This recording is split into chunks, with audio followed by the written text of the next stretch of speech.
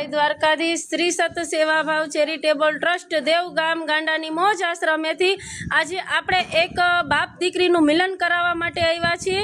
આપણે રાજકોટ દેવગામ આશ્રમેથી ચિત્તડ ગામ અમરેલી જિલ્લોથી આવ્યા છીએ અને ત્યાં આ બેન રહેતા હતા તેમના પપ્પાની સાથે।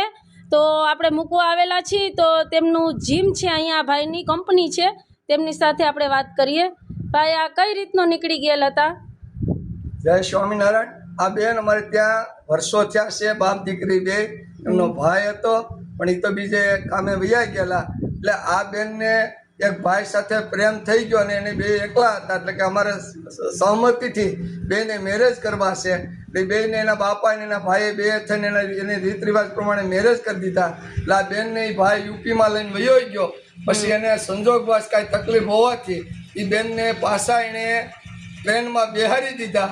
ટ્રેનમાં બેહાર્યા કે બેન મગજની તકલીફ હોવાથી રાજકોટ ઉતાર્યા કે કોઈ ઉતારી મૂક્યા, જે કાંઈ બન્યું।